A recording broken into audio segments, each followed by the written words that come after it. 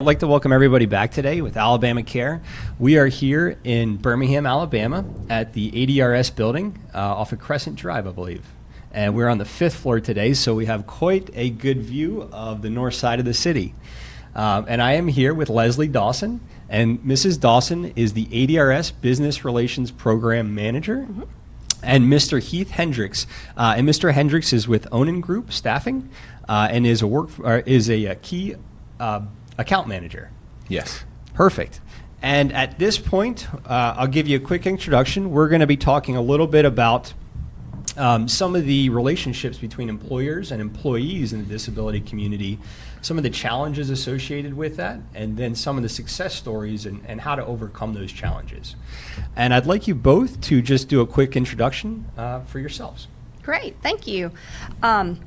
Again, I'm Lesie Dawson and State Administrator of the Business Relations Program. I've been with the agency going on about 25 years. Started as a vocational rehabilitation counselor and moved into the Business Relations Program probably about 10 years ago now, and have just really enjoyed it, and that's... So you're a wealth of wisdom here, 25 years in the industry then. I do have quite a bit, but, you know, it's all relative at times, but yes. Oh, it's funny. We were talking about some things before we went live here, and you're like, oh, yeah, you need to talk to this person. I'm like, you know everything about the back of your hand, I'm sure. Oh, very nice. Yeah, I think after 25 years, it tends to stick, but there have been a lot of changes recently, and good things happening. I'd like to dive into that a little bit more in just a second. Okay. And Mr. Hendricks, if you would go ahead and introduce yourself. Yeah, it's Heath Hendricks. Work for the Onan Group. They're based here out of Birmingham, but I work in our Tuscaloosa location.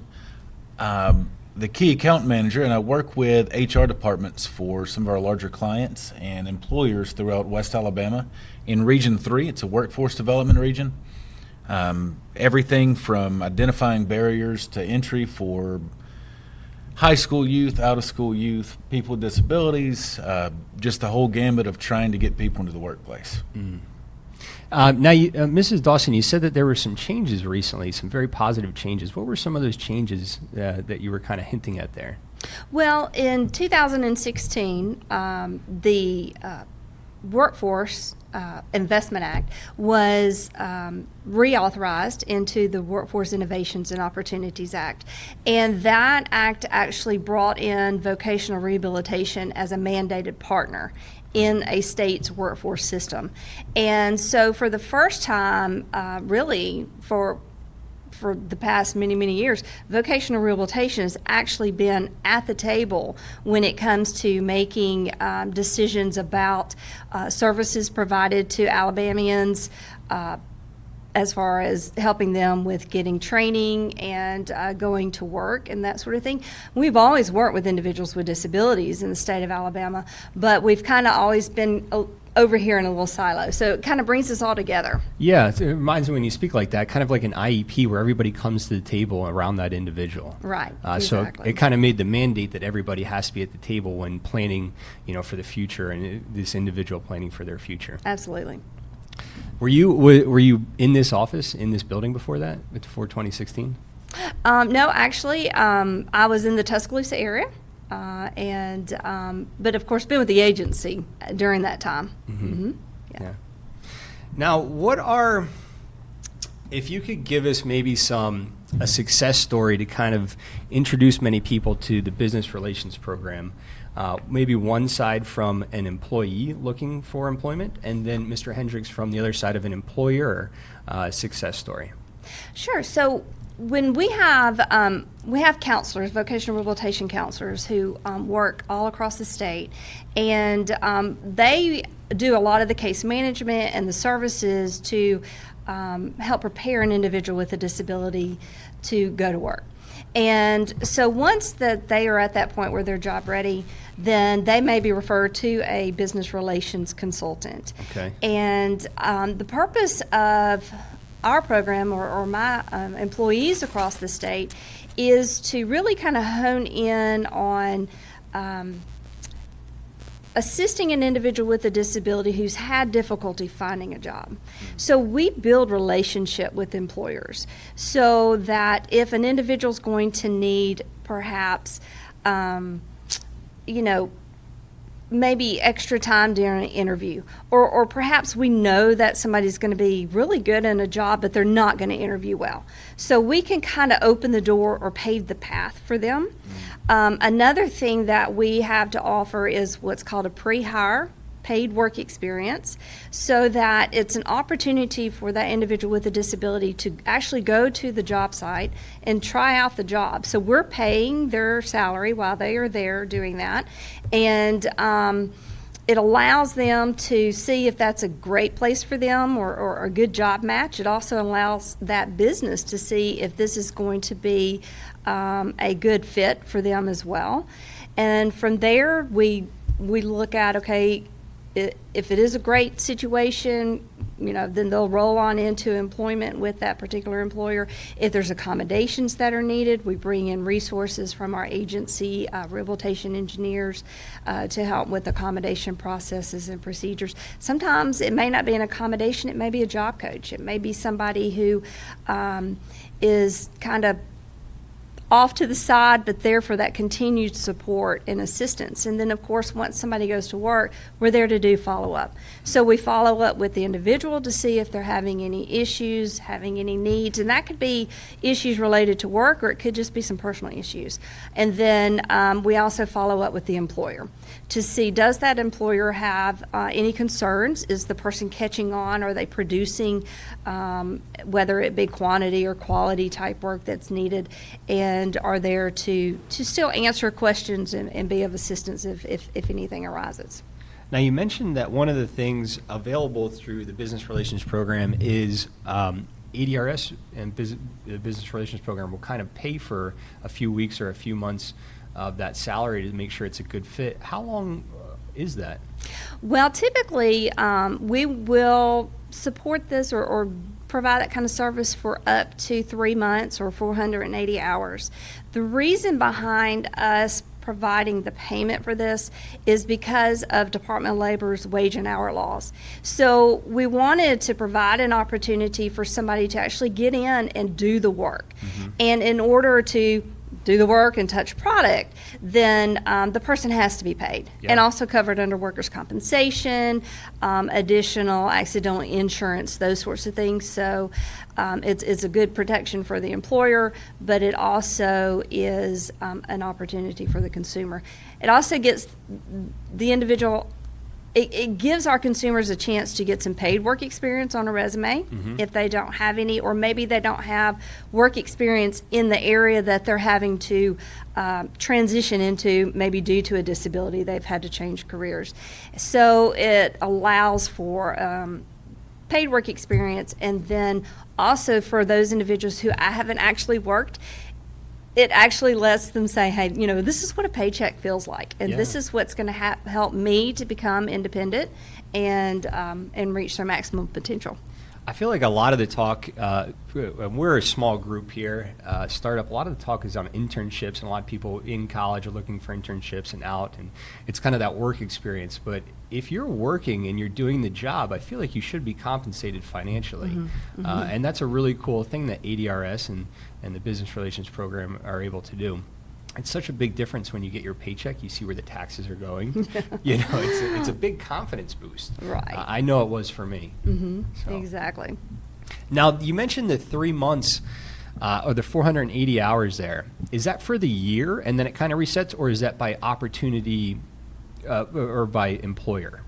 It's going to really be by opportunity. And before we will set up a pre-hire work experience, we're going to make sure that the individual is otherwise qualified for the job.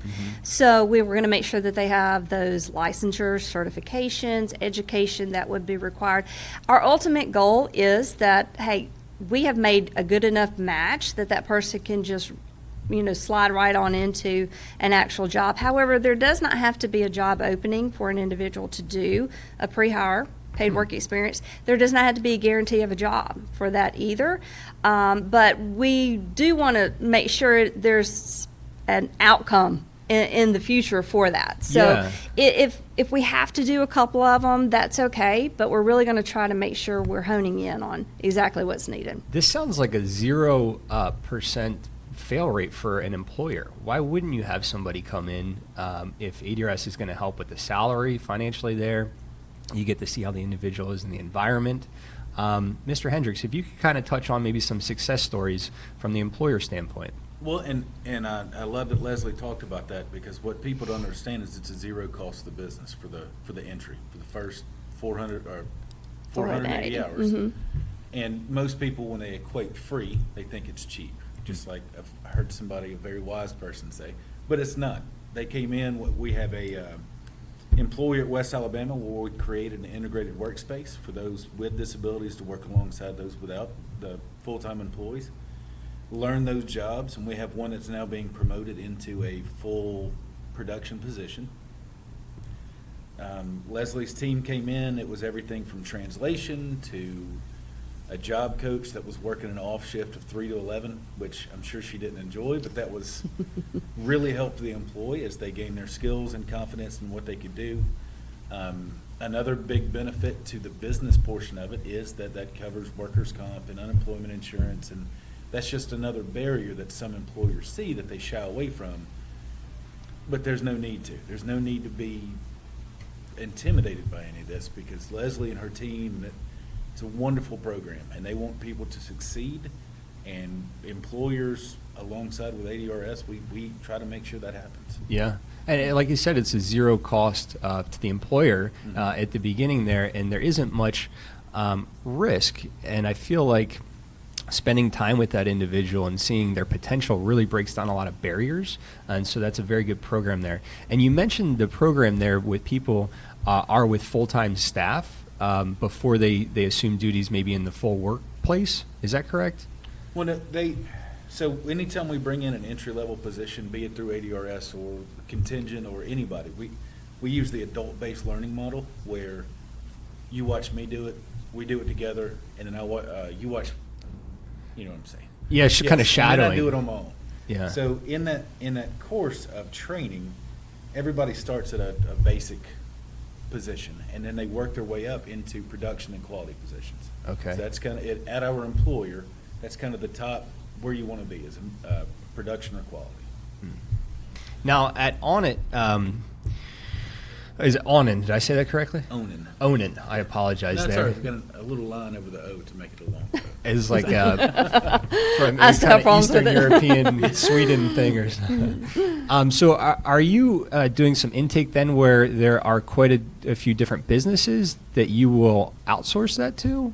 So they'll come through Onan, and then there are a couple different businesses there that might hire from Onan? Yes. So we do have multiple employers. We have 2 or 3 that are real strong, and they understand the whole process, and they're big proponents of ADRS and work closely with them. And then there's the other clients that I'm trying to open the door and show what these programs do. So yeah, it's not just one. There's multiple employers, and then Onan, for our little shout out, we've got branches all throughout the U.S. Primarily in the Southeast. We've got a lot here in Alabama, Bessemer, McCalla, Tuscaloosa. So we have a central place that we could start, that we're trying to get more and more employers to engage with ADRS. Yeah, that brings up a really good point. How do employers engage with ADRS? Do you reach out to them, or do you notice that most of them reach out to you? Well, it's really a combination. So if a business relations consultant will receive referrals from our counselors within the agency. And so when we're working with somebody, if we don't already have an established relationship with the business, then we will go out and seek out a business and establish that relationship. We're not out there to just go to a business right away to say, hey, could you hire somebody? We're looking at establishing that trust, that long-term relationship. We will come in and do training. We can do information, additional resources, provide additional resources for that employer, and look to see, would this be a good match for that consumer? Now, there are times when a business will come to us. So if we do trainings and things throughout the state, and at different times during the year, so they may come to one of our trainings and say, hey, let me find out a little bit more about this program, and then they'll actually come to us. Another unfortunate reason why some might end up coming to us is because that they have been contacted maybe by the EEOC or the OFCCP, Office of Federal Contract and Compliance, which, by the way, are doing a lot of evaluations this year, just kind of being proactive, and they are sending a lot of businesses to ADRS, to the Business Relations Program, for that additional training and outreach as a resource for those businesses. So we have been getting a lot more businesses coming to us from that mechanism. That went way over my head.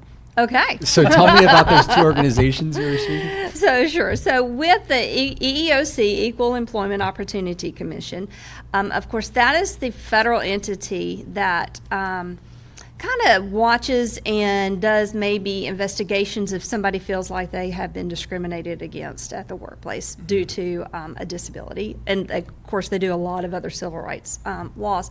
So there may be a time that the EEOC may be going to an employer to investigate or look, and that employer may come to us because we have that long-term relationship, and they may say, hey, you know what, we need to know what we've done with you guys over the past 4 to 5 years, because we keep records of all of that.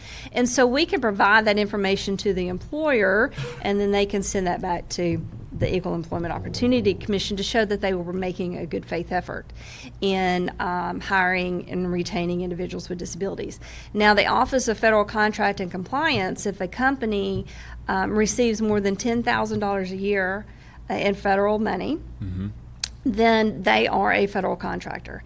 Section 503 of the Rehabilitation Act puts in certain guidelines and requirements for federal contractors to follow when it comes to employing individuals with disabilities. One of those is a 7% utilization goal. Now, it's not a quota, but they want to see if that federal contractor has 7% of their employees are they individuals with disabilities.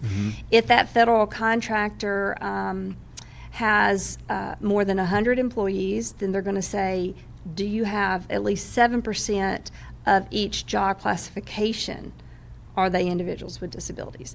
If an employer, a federal contractor, receives $50,000 or more in funds, then they have to have an affirmative action plan, and part of that plan has to be outreach and recruitment, as well as a specific job retention or job accommodation process. So there's a lot of things employers are faced with. So there's quite a few funnels that come into the business relations program. Then you might have individuals that are looking for a job and don't have a contact with that employer yet, or you might have them coming from VR through ADRS, or you might have them coming through the federal government coming back for some training if they already have people on staff with a disability and maybe had some incidents or what have you. Right. And I will say this too.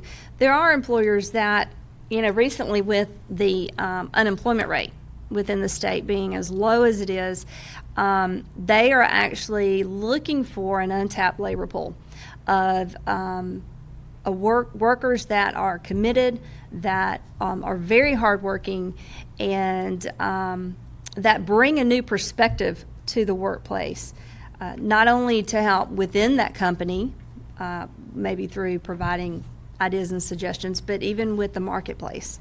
The spending power of individuals with disabilities is in the billions. And companies have realized that, hey, you know what? If I employ an individual with a disability, they will then in turn help me know how to better market our products and services to individuals with disabilities as well. So it's a great return on investment every way you look at it. Why don't you think every employer is knocking on your door right now? I think it's fear, lack of information, and fear, which an unfounded fear, of course, in my opinion, but you fear what you don't know. And so that's another purpose of the business relations program, is to market not only an individual with a disability who will make an excellent employee, but to also go out and do training and to be that source of support, long-term support, and there to really look out for that business as well. So we have two customers within our agency, the business and the individual with the consumer. And so the business relations consultants really approach that company as, you are my consumer as well, and I am going to be there to support you. Yeah. And to coattail off that, I would encourage any employer out there to contact Leslie's office, because not only is that trust built, but they'll come out, walk the plant, walk the building, walk the every process, work with you and recruit to get the best fit, because some people you think are a great fit and they get out there and it's not for them. Well, it's like anything. Yeah, and it's refining that process and the patience on their behalf, and it's a two-way street. The employer has to put in the effort as well, but the outcome is just spectacular. Now, what are some examples that effort does have to be put forward by the employer? Taking time. Time is really the biggest one, and I know time is everybody's most important factor, but when their team comes out, having someone take the time to walk them through, they'll even kind of mock do the job for an hour, see what it's like, the motions that they go through. Then if there's any accommodations, we work with them to find out what we need. But time's the biggest one. But if you're patient with it, then it turns out for the best. Yeah.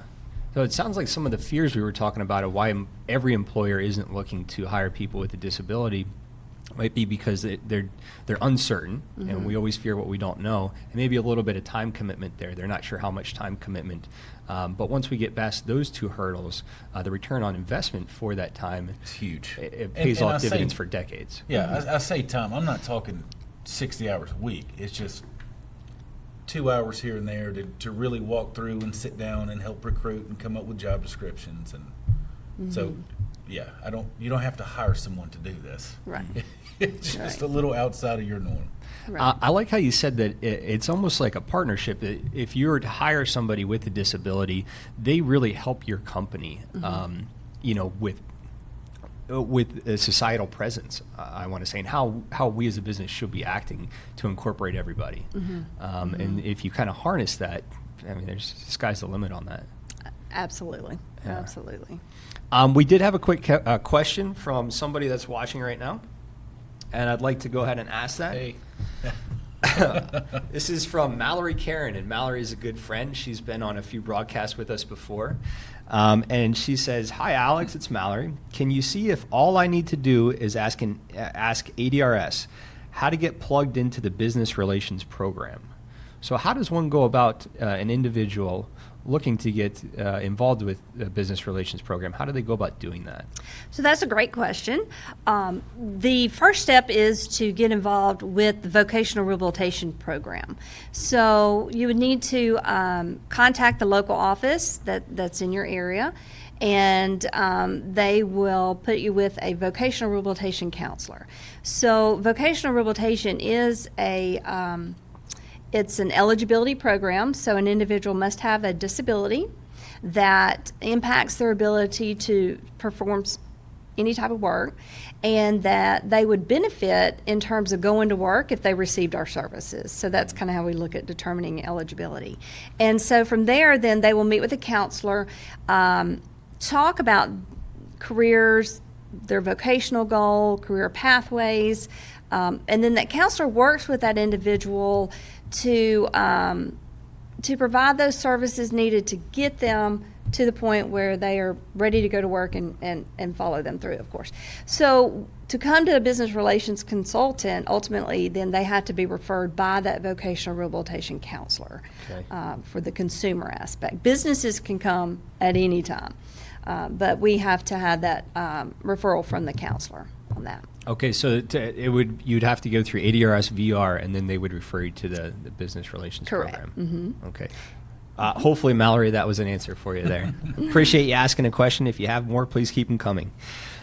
We've been talking about working at the business environment, Are there any instances where somebody might be working from home and still use the business relations program? Absolutely. We actually work with a pretty large work from home company right now. What's great about this is they're out of Florida. And so working across those state lines, they send us when they have job openings, and we work then with the individual within their area. What we do is we assess their ability to perform the job duties. It's a customer service. Yeah. They don't make any outgoing calls. You know, when you get a call and it's like, this call's being monitored for quality assistance or assurance. So that would be our consumers actually on the other end, monitoring that call, or maybe after the call is ended, they're reviewing the scripts to make sure everything was followed and then provide the feedback. And so this just is a great resource for some of our consumers who maybe do not have the transportation, or they're not able to, maybe they live in a very rural area. As long as they have internet, then we can reach those individuals who maybe employment was not an option for them before. And then for individuals who maybe haven't worked in a while, want to get back into the workforce, it helps to build that stamina, it helps to build that routine, and actually build some transferable skills so that they can move from a work from home situation into an on-site situation with an employer. That's a really good point. I feel like if you're just starting out or you've been out of the workforce for a while, maybe working from home is the first step. Absolutely. You're in a comfortable environment you're used to. Even if it's for a few months or maybe a year, then transitioning to maybe working at the employer's site. That's a really good way to do that. I never thought about that. Yeah. And about how many new consumers come through the business relations program a year? So we work with approximately 1,200 to 1,300 VR consumers a year. I will say this, we do work in partnership with some community rehabilitation programs who also have referrals from vocational rehab. Sometimes we may be working with the same consumer trying to, of course, reach that same vocational goal, job outcome. But with our program specifically, anywhere from about 1,200 to 1,300. Now, the vocational rehabilitation program in any given year works with over 25 to 30,000 individuals in Alabama with disabilities. So 12 to 1,300, that's quite a bit. And Yeah. then how many people do you have servicing them, the consultants? So I have about 20 business relations consultants around the state. We're located in each of the VR units, is what they're called. And so we cover every county within the state and work with businesses in any of those counties. And if you could speak on some of the qualifications that we kind of mentioned in the emails there, who are these individuals that are going to be helping at the ground level? So our staff, they're all either have bachelor's degrees or master's degrees. It could be in marketing, it could be in human resources, it could be in social services as well. One of the biggest qualifications is that they are just passionate about working with individuals with disabilities, very knowledgeable about business and the culture of business, because it is different. We have to acknowledge and recognize that business and industry have a tremendous amount of pressure on them, not only from their stakeholders, but from federal rules and regulations that have to be followed. But we also recognize that there is a fit for an individual with a disability within their company. And so we kind of help to show that, how that fit can come about. But yeah. Just what you were saying there, I imagine it's like standing at the window, being able to see the whole city of Birmingham, but then seeing where that one building is and saying, I know what that building is. You have to see the whole landscape of the business and the employer-employee relationship, but also know the strong suits of that employee and where that fits in that business there. How did you guys come to know each other? I'm just going to throw this out there. Well, so we were working with a company in West Alabama, and we had been doing some placement over the years, particularly of individuals with hearing impairment, deafness, and then that company wanted to do more. They wanted to really. And Heath can probably speak a lot more to this, but they wanted to do an in-house packaging program. They had a need due to some hurricanes that had come through, and they had a big push from the customer base to kind of change the way that they were pushing their product out there. And so they turned to us for that need. And they had already been working with Onan Group, and so that's kind of how we first got connected, and it just kind of went from there. Mm-hmm. Yeah, so go ahead. So on the business side, and one thing that really braids this together is in West Alabama alone, we have over 7,000 open positions from automotive, construction, manufacturing, all of it. As a staffing agency, we try to provide our clients with the best talent that we can find. But with so many open positions, you have to tap into all those different labor opportunities. And ADRS was a perfect fit for this project that we were doing. Recruited, interviewed, worked together, and developed that partnership. But there's definitely, we staff all day, every day, but there's so much need that why not take some of the strong people in both those with disabilities, those without. We're just looking for the best labor force. So they've provided fantastic employees. Yeah, it's like, don't judge me on how I look, judge me on a job well done. Mm-hmm. How are there 7,000 available spots and we have unemployment? Is that a discussion? I feel like, how is that? Automotive. Yeah. Yeah. So with the growth of Mercedes, the new plants, now right here in Bessemer, we're getting Amazon distribution center, and it's job growth is crazy, but our unemployment rate's only 3.2%. Mm-hmm. So that 7,000 is kind of a recent spike then, just with some major industry. I'd say over the past 2 years or so. Yeah, it's growing. It's growing fast, and we need to fill this.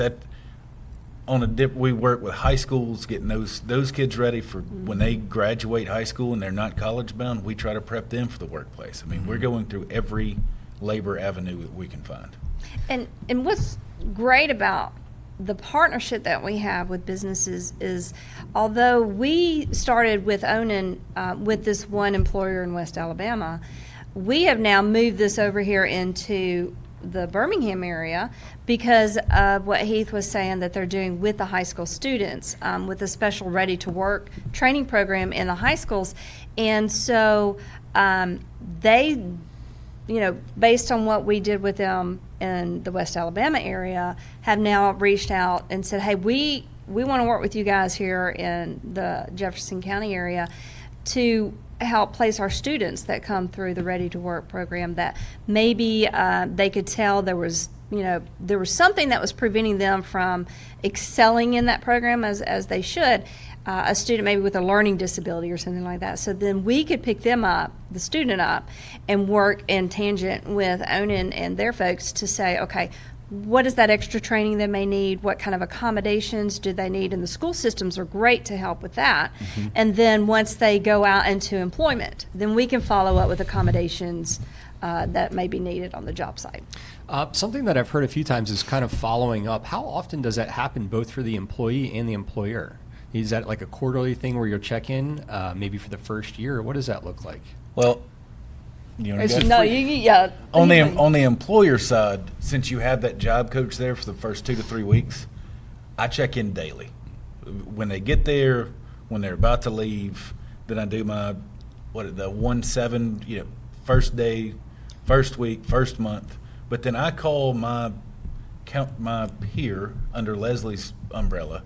I'll say, hey, this person's doing great, or need a little bit of help here. You're showing up just a few minutes late, but it could be a transportation issue. Just need to figure that out. Mm-hmm. The more feedback and checkup that you can do, the better everybody is. The employee, the employer, and Leslie's group. It's open communication is key. Mm. I think you hit that right on the head. The communication there is really key. It kind of irons out some wrinkles that could be big waves later. It could be tsunamis, in a year or two if we don't do that. Of course, that could be with anybody too, though. So, yeah. Very true. Exactly. Mr. Brown, thanks for tuning in today. I was going to talk about something there, but I forgot, lost my mind. We're going to the next one. We kind of just, in general, what's the value of having, I'm going to go back. I know what I was talking about. Okay. It sounds like it takes quite a bit of time and effort to get a business on board, whether that's they first hear about you through a Rotary Club or through one of your presentations, all the way through to they're hiring somebody full-time. And to me, it would seem like if you were going to spend that time for the maximum return on investment, you would kind of go for a bigger employer. Such as like a Publix or Mercedes or Amazon. Would you say that most of the people that find employment through VR, ADRS, Business Relations Program, are they usually employed by a large employer, or is it more smaller? Actually, it's really more small to mid-size. Really? Mm-hmm. Because with being all around the state, a lot of the areas that we work in, again, with the unemployment rate the way it is now, you have a lot of these larger companies that are scooping up individuals that are coming from small and mid-sized businesses. And so then your small and mid-sized businesses are the ones struggling to find the laborers. And so we do tend to do more one-on-one and placement with those businesses. Believe it or not, it is easier to do like a pre-hire work experience with a small to mid-sized business that doesn't have to get the okay from the corporate level to do something like that. And then too, I think it goes back to what is that consumer, what are they wanting to do, what are they what are their strengths? Where do those lie? Where those skills lie? And so from that, it's really just going to depend on which employer has those positions available and are willing to, think outside of the box, right? Yeah.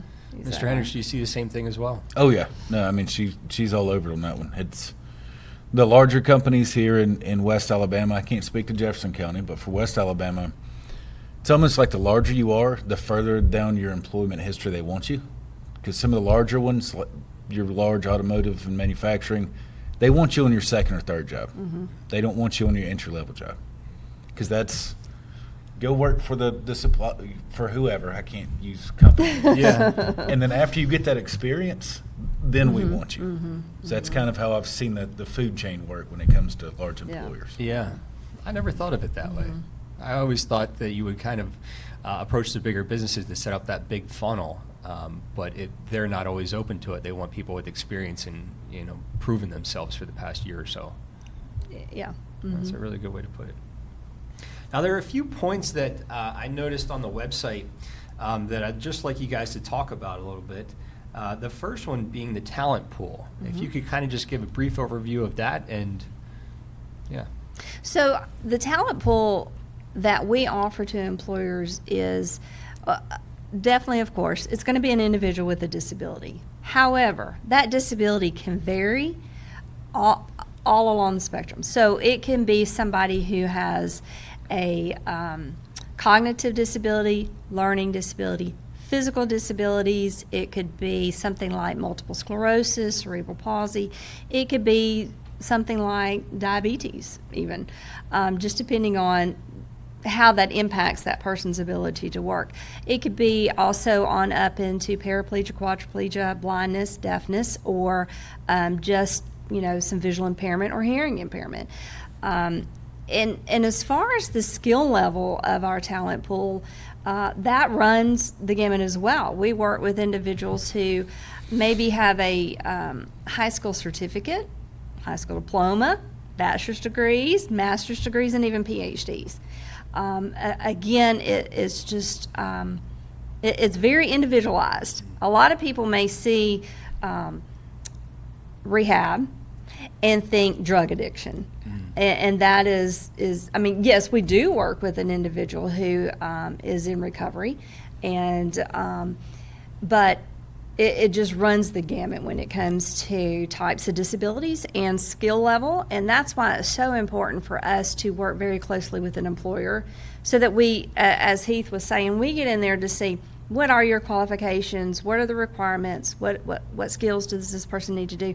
As well as what are those actual job tasks that they're going to be doing, so that we can make the best connection possible. And then if we have a consumer who comes in, let's say, before they've gotten training or services and they're not quite sure what they want to do, we can at least give them information on, okay, if this is the field you want to go into, then this is what's going to be required. This is what business expects. This is why a business may not be able to employ somebody with a certain type of disability. It could be legal, it could be OSHA, it could be insurance reasons, all something that may fall outside of ADA, and be that information and referral source for them.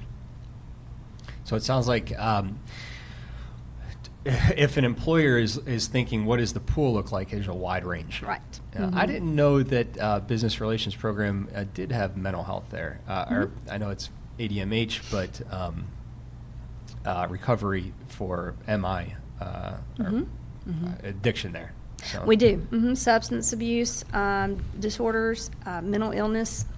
Yeah. Yeah, the whole three: the IDDD, MI, and Yes. substance abuse. And then kind of going on to retaining valued employees. That was a key point there on the website as well. What does that really mean? So part of our regulations allow us to not only place an individual with a disability or provide services to place an individual with a disability into a job, but they also allow us to provide services to help somebody retain a job.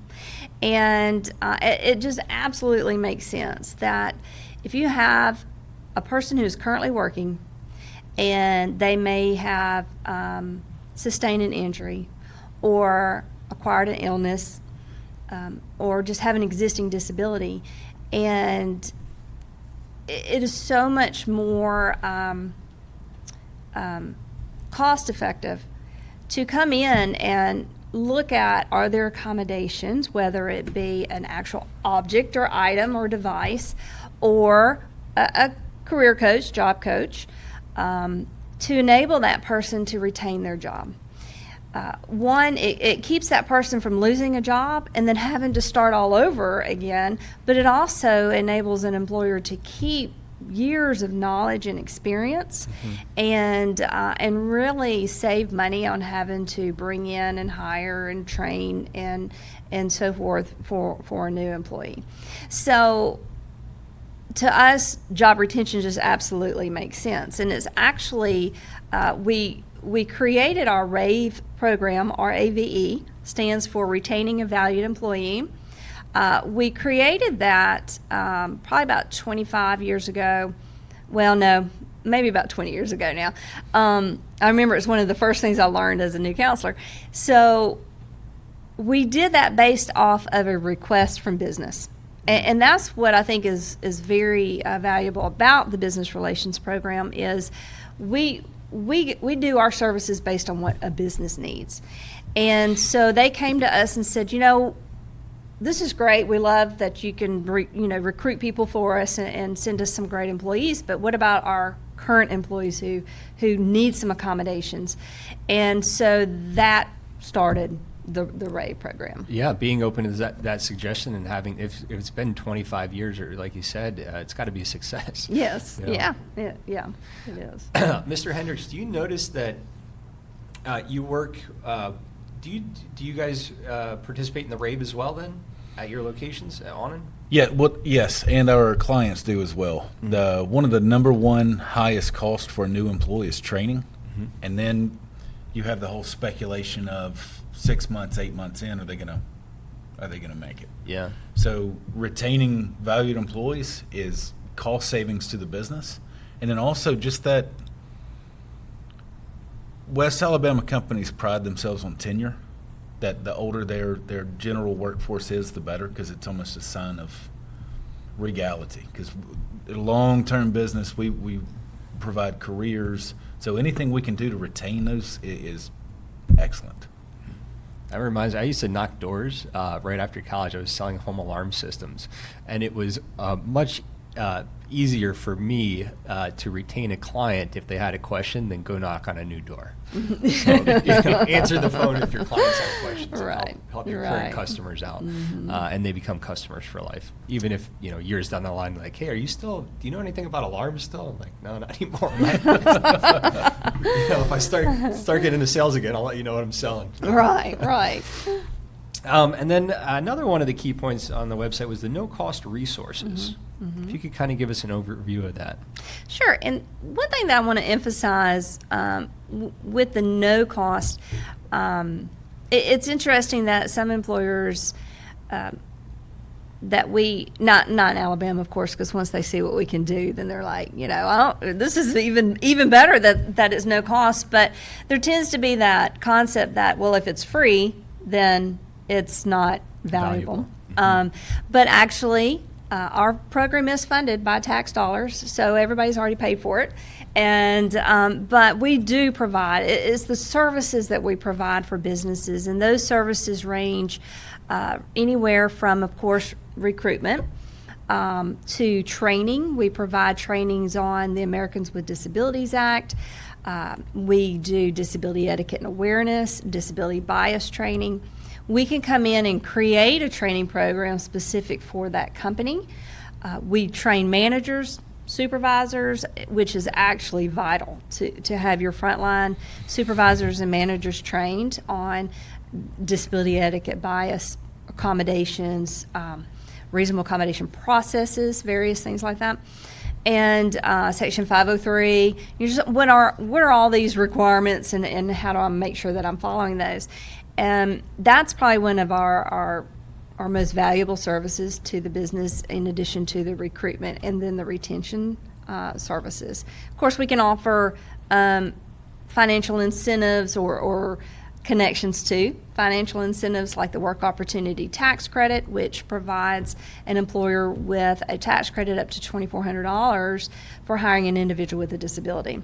So you can imagine that if you tack that onto the tax credit that's provided through apprenticeships, then an employer has a pretty good financial incentive to be hiring individuals with disabilities. And we just kind of go out and explain and show an employer how to access those incentives as well. Yeah, and I feel like if you get over that fear and that small, not small, but time commitment there, it's a win-win on everybody involved there. What percentage of businesses do you think employ someone with a disability? I would gander to say that every business has an employee with a disability. Currently, yes. Whether they know it or not, there is going to be probably several individuals within their company.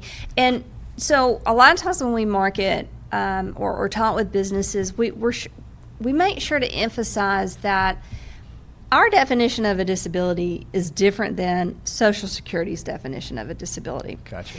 And it's also different than the ADA's definition of a disability.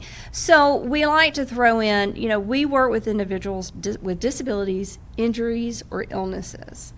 Again, we being an eligibility program, you have to have a diagnosed condition, whether it be physical or mental, and have an impairment to work and need our services to go to work.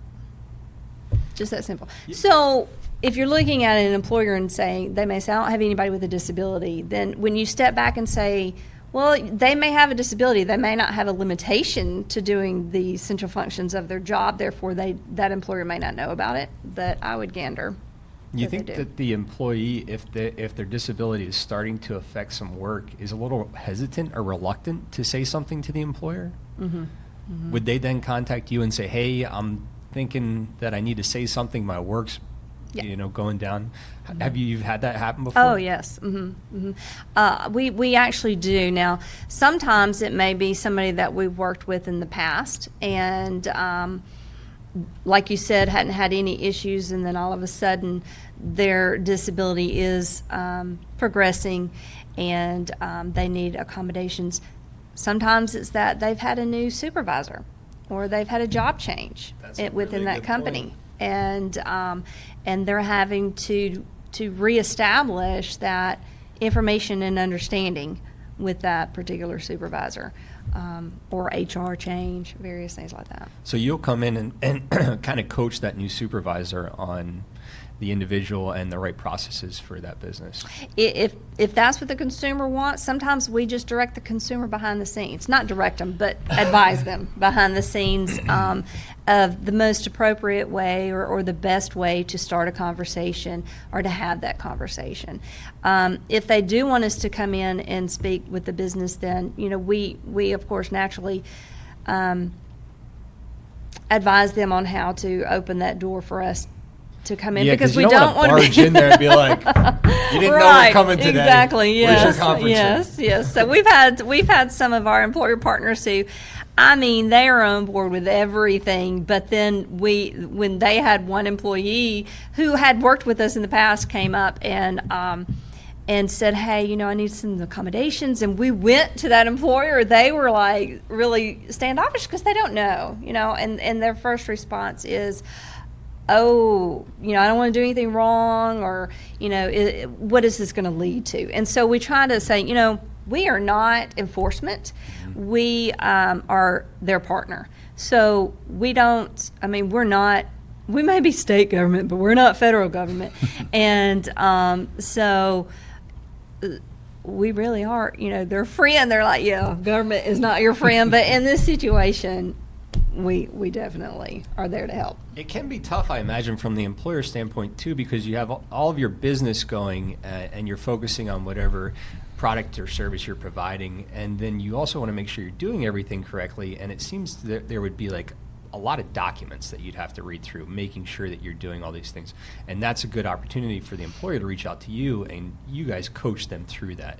Do you do like on-site visits before anybody were to get hired? Oh, yes. Oh, yeah. And give recommendations just in the general business sense? If they ask for it, we certainly will. Now, if there's something that's just glaring, we will very kindly and kind of hint about it, yes. But we actually have good working relationships with the Equal Employment Opportunity Commission and the Office of Federal Contract and Compliance, in the sense of they train us a lot.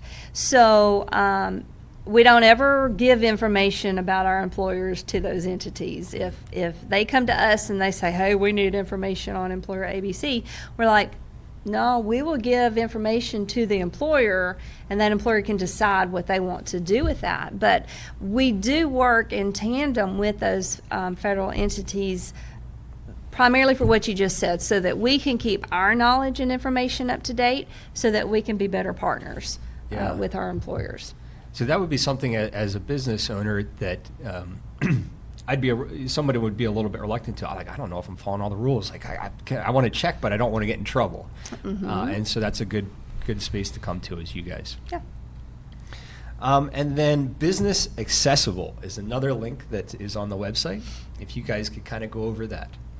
So business accessibility is more of if a business wants to make sure that their location is accessible for an individual with a disability, whether it be for an employee or for a customer. And a lot of times we do get it for customers. So is their location accessible from a physical standpoint? And then also websites. And recently, we've had more of an interest in from businesses that are wanting to be trained on their their materials. So we're actually creating, and this goes back to, if the business comes to us with a need, then we'll create a service for them. So we're creating a training on making your Microsoft documents accessible. So whether it's a Word format, PDF, PowerPoint, or Excel, how do you make those documents accessible that you're putting up on your website for your customers to access? Yeah, so they can be Forms, read through things the like different that. technologies or whatever that seems to be. Right. We're going through that a little bit. We've done, I think this is our 37th or 38th broadcast. And we're going through that as how did we design how to redistribute this information, these broadcasts and these videos and comments and stuff like that. And so that's in the back of my mind is, well, I have no idea. So I got to go back to the community and say, hey, what do you guys see here? I think the online website accessibility is a big thing that doesn't get talked about as much. I've recently Googled a few awards. These companies have won awards for the most accessible website in Ireland, stuff like that. It's cool to go and see some of those designs. It is. Now, if a place isn't physically accessible, like a ramp or stuff like that, how does that get sponsored, or how does that get taken care of? So that's a good question. We are not able to pay for any architectural type of modifications. When we are doing accommodations for an individual on the job, it is going to be individualized to that person. So sometimes we have a request from a business that says, hey, will you come in and do just an overall general ergonomic assessment for all of our employees? Unfortunately, we can't do that. But if they have one employee that's having some issues, we can come in and address it with that one employee. Now, the great thing about it is our recommendations for one employee may become universal, right? Yeah. Now, when it comes to the building and architectural purposes, we do have our rehabilitation engineers. They're master level engineers in a broad range of fields. And so they can actually come in and say, okay, your ramp, yes, this might need a ramp, and here's your rise, and here's your run. Of course, I don't even know what all that means. I just know that's a good term. So, and then we can provide those recommendations or drawings to that business, and then that business would be responsible for making the ramp or maybe a bathroom accessible or an entrance way. And we can also provide them with some vendors, resources, companies that we know would have those products and materials needed. And this may be another department, but are there funds available through that, or do they come out of the business expense? So accommodations that are required under the Americans with Disabilities Act, are required of the business. We work through our RAVE program, which requires that the business be involved with the whole process. So there may be a time that we may negotiate some of the costs of those accommodations with that business. Our program requires that we look at comparable benefits first, which is something that would pay for the service before we do. However, we're not going to hold up services. We're not going to put somebody's job in further jeopardy because we're trying to find a funding source. And so we will negotiate with that company. So we may say, okay, if you will, widen the doors, then we may come in and provide the ergonomic equipment for that person. Especially, if it's a personal use item, then we're going to work with that individual on the financial aspects of that, because a company is not required to provide personal use items. Just those accommodations that affect that actual job task. So in that situation, if it's an accommodation that really the person, if something were to happen, they weren't able to retain that job, then they can take that piece of equipment with them to their next job. And it really makes it a little bit easier, and Heath, you can probably speak to this, on that employer to actually say, oh, I don't really have an issue with providing accommodation because I'm not buying a piece of equipment that if this person leaves this job, I'm going to have no use for. And so it just kind of makes more sense in a more economical fashion that we can purchase a piece of equipment that might be an accommodation on a job, but can be transitioned to a different job if need be, and then that employer is not left with a piece of equipment. Now, most accommodations are going to cost $500 or less. We have seen that time and time again. Our rehab engineers are fabulous about keeping the cost very efficient, and but still, that's a little bit of a I wouldn't say an incentive, because an employer is going to provide an accommodation anyway, but more of a just a little helpful Nudge in the right direction. nudge. There you go. That's a great suggestion. So, Mr. Hendricks, did you have anything there? I was going to say, with the ergonomic engineers, when we set up one of the special programs to get the integrated packaging off the ground, they came in and helped us to design the actual workspace, and then our employer built a space out, but they were wonderful in saying, hey, if you lay it out this way, we think this will make it easier, and not easier, it'll make it more Efficient. efficient. efficient. There we go. for kind of what the process is, and here's where people could stand and move, and that built the job description to send to the recruiters. Yeah. That's like getting a free architect. That's what I heard out of it. But I did have some questions about the difference in, maybe where the financial would lay there and the differences between the two. And I think you both outlined that very well, that if it's something that is individual and that person would take with them to the next job, that's something that ADRS, a business relations program, would help with. And if it's something more architectural, where it'll be with the building and the company long term, that's something that the company takes care of. I appreciate you guys walking me through that. It makes a lot more sense now. Mm-hmm. Sure. And we've mentioned Florida, but what are some multi-state resources? So, vocational rehabilitation is, we get our rules, I guess you could say, regulations come down from the Federal Department of Education. Every state has to have a vocational rehabilitation program. And so because of that, we can provide a consistency of services across state lines for businesses, and which is great. So we may have some corporate companies like Starbucks, Amazon, Lowe's, Walmart, Home Depot, places like that, that may be getting VR assistance business services in one state, and then they're wanting to branch out and do the same thing in another state. So what's great about our business relations program in particular is that we have a national network. It's called the NET, National Employment That's Team. where I was picking that Yes, up. And so it's a great way for a business to have a lead point of contact in one state that can put them in touch with another counterpart in another state. And now granted, VR is going to be different in every state, but the great thing about the program, especially with the business relations programs, is that we understand the need of business and the need to be able to duplicate things in each state, with some differences according to what the state rules and regulations are for labor and stuff. But it is a great way to be able to grow what a company's diversity and inclusion, maybe what their programs are, or what their goals are for their corporate company, and help them to expand that across the states, really.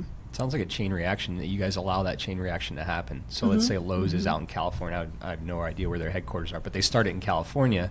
Then the business relations program helps that chain reaction through the states. Right. And the culture goes that way. Exactly. What would happen if someone was employed, someone with a disability was employed by Lowe's in Georgia, moved to Alabama, and was still employed? They got transferred within Lowe's. Lowe's is like, yeah, we'll hire you over here in Bessemer. And then started, the new supervisor didn't know much about their disability. Would they have to go back into VR, or could they just call you, or how would that work for them? That's a really good question. If it's, it really is going to depend on how many services are going to be needed to help that person in that transitional phase. We can do some very small things across state lines. So if the individual was actively involved with vocational rehabilitation in the other state, then that state could still pick up, and they may come to Alabama VR and say, hey, we need some of your resources, but if something needed to be purchased or whatnot, then that other state VR agency may purchase that. We might just do the legwork and provide the manpower for them. Okay. Now, if they were not currently involved with vocational rehabilitation, maybe their case had been closed, and they come over, what we're going to do then is we would probably open up a new case, depending on, again, the number and amount of services that are needed for that individual. And that just enables us to be able to tie the money to the person, because, a lot of state agencies may get federal funding, and they have to use that funding to do a program. Well, our funding comes and it stays with the individual, and which really, in my opinion, makes us very unique in that that really helps us meet that individual's needs, because we can expend funds directly on the person instead of just a program in whole. So, I think that would be a big thing if somebody was moving state lines, as well as all the other funding they may be receiving through the state. But if they're active in their home state of ADRS or VR, then there'll be shared resources across state lines. I think that's a really cool thing, because that would be something, if I'm employed and moving to a different location, I'm wondering if my new supervisor is going to be cool, all those types of different Right. stuff there.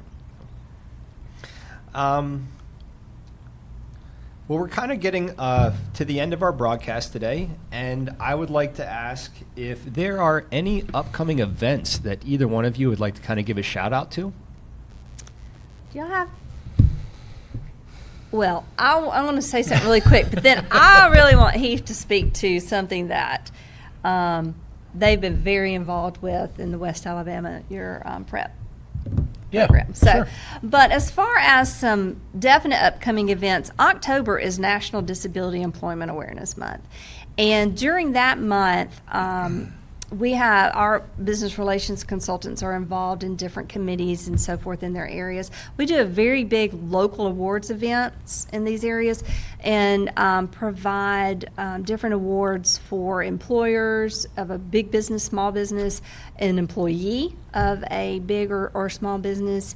And then we also recognize maybe advocates, partnerships, collaboration, things like that, media, so forth. And just as a way to say, hey, here's what some folks are doing in their area that's outstanding. And then those local winners come together into a awards ceremony on a statewide level. So all of the, let's say all of the winners of the Employee of the Year for a large business will then go into a decision pool for Employee of the Year large business at the state level. And that happens, the state level stuff happens in December. And then our governor, the governor's job fair for individuals with disabilities happens October the 3rd. That's a huge thing. As well, yes. And where is that? It's going to be in Montgomery this year. Awesome. It is a fabulous event. We have a lot of employers that come, and it is for individuals with disabilities. Yeah. How many employers do you think will be there? We've had, we've done it for 2 years in the past, and we, of course, this is a event that is in partnership with Department of Labor and our other workforce partners. So roughly about 80 to 90 businesses, and again, it depends on the location and the employment needs and so forth of those areas. So, but roughly about 80 to 90. But again, I go back to, these are companies that are there to say, we are here to recruit and hire individuals with disabilities. So although the number may not seem grand for some people, it is grand. When you think of it in the scheme of things, that you got 80 to 90 companies here that know people are going to come to my table and they have a disability, and I'm here to recruit. Yeah, it's they're just on fabulous. board all the way. Absolutely. There's no questions asked. Absolutely. They're ready. Absolutely. But Heath has an even greater thing that's going on in the West Alabama area. We are partnering in this for those individuals who have a disability and would need our services. But I think it's just phenomenal what they're doing to help fill those 7,000 jobs in the West Alabama area. So you're going to discuss just briefly, prep? yeah. Well, if you first off, are you can. going to be at the conference? The one in Montgomery? Yeah. Yes. I'm sure. I'll carpool with Leslie. That's right. That's right. That's right. So, a whole different left field turn here. Sorry. No, It's all right. Really good. brief. We'll Really clip brief. it. Wait, this will be its own separate clip. Okay, So great. we have worked West Alabama in Region 3 to create a prison reentry program. So we have okay,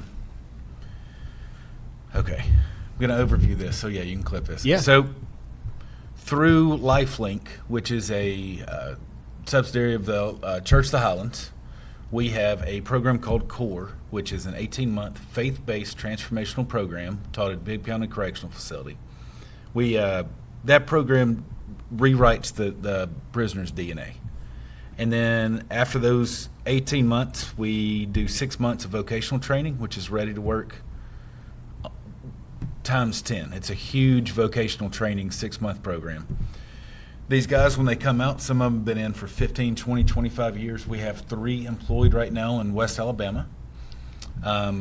They get out of prison, and when they go into this program, they need to be within about 3 to 4 years of being paroled because it is a 2-year program. They are housed in the F dorm, which we call the Faith dorm, down in Bibb County. It's about 100 guys that all live together, and they go through this process together. And when they get out, we have everything from a Plan Zero week. We modeled that. A few of us old guys were in the Navy and Army, and we modeled that after basic. So your first week, you are on payroll, but it's getting all your supportive, your WRAP services, healthcare, transportation. ID is a huge one. Just to e-verify the person, they have to have a driver's license or a non-driving ID. So Vocational rehab if they're an individual with a disability. yes. So Tie that back in. Yes. So and it's identifying barriers, and I'd say almost all these guys coming out have some kind of disability. Yeah. So it's Leslie's group ties in perfectly with this, but it's some of the simple recidivism. It's to curb recidivism and fill positions. So like these guys are really given $10 in a one-way bus ticket, and good luck. So through this program, we do the 0 week. We have a tiered housing system to where the first 6 months they have free housing. That way and utilities. That way they're building work history. They're building some funds up, a little nest egg. Months 7 through 12, we do phase 2 to where they pay a portion of it. Maybe it's 30% for all 3 of the guys in the house. And then after the first year, then they have enough work history, credit history to go get their own place. But we have an apartment complex that they all move into because it's all familiar faces. We try to bring them in groups of 2 minimum for the whole battle buddy thing. That's a lot. It's a lot to go over in 3 minutes. Well, the great thing about it was this is built by business. And these companies have come in to do this, and they are hiring the individuals that are coming out with felonies, with disabilities, and it's just another great partnership that, again, I'm not saying that the companies involved with this did this because they hire individuals with disabilities, but it's just that way of you open the door for one thing, and that company then sees, hey, you know what? There's a great resource out here of workers. We just got to target, we just got to be creative and think outside of the box. And the prison reentry program has just been phenomenal. Awesome. That's a huge life-changing thing. And I've heard statistics before, people, if they get out of prison, how many go back within the first few years, and that's something that I feel would curb that drastically. Oh, well, we found that faith-based programs lower recidivism by about 20 to 25%. Yeah. But when you combine that with an actual vocational skill and if you graduate this, you'll get a job. All 3 they're stellar. I mean, they are getting rave reviews from supervisors. And it sounds like that's the tip of the iceberg. It's only 2 years old right now. Is that? Yes. So you're about to see the benefits. Alabama's about to see the benefits of that. And we're even in discussions now to expand this into Opelika and Montgomery, and everybody wants to do it. It's the Simon Sinek, the Golden Circle. It's the why. Yeah, start with everybody why. Can see what and how. Great book, by the way. But the why do we do this? And it's to enrich our workforce. And that's why we do the high school ready to work. That's why we work with Lesley. That's why we do the prison reentry. And now we've got this new training facility that's opened up in Tuscaloosa. Tuscaloosa's one place in owning group, private public venture to train out of school youth that have dropped out of high school or that have a disability, that we can train them how to operate a forklift and how to basic manufacturing skills of precision measurement and reading a ruler, and there's just so many opportunities. So, Sum it up for it. Bring it so home. if there's anybody out there wondering why vocational rehabilitation would have a business relations program, I think he absolutely just summed it up. I agree. So, because the business is about building their workforce. And if we don't listen to the business and we don't have partnerships with the business, then we're not doing justice for our consumers with disabilities. And it's not that that placement's going to happen overnight. Sometimes they do. But sometimes it takes, some time and progress to build, because we have to make that match that works for the individual and that works for the company as well. It's kind of like a Match.com. Yeah, we should start a website. That's what I thought of it when originally. I think of my original notes here, I wrote Match.com. It sounds like. Right. Well, is there anything that we haven't talked about today that you think is important or would like to say to anybody watching? I would just encourage an individual, if there is an individual with a disability who has been wondering, could I work? Could I do this? To come on in and talk with a vocational rehabilitation counselor, ask to see a business relations consultant just to explore, what the labor market looks like, what the job market looks like in their area. And we have a tremendous amount of resources and some very creative individuals in our agency. We don't usually take no for an answer. And if that individual is willing to put forth the effort and commitment, then together, through the partnership of the individual and the counselor and our agency resources and our business partners, it can happen.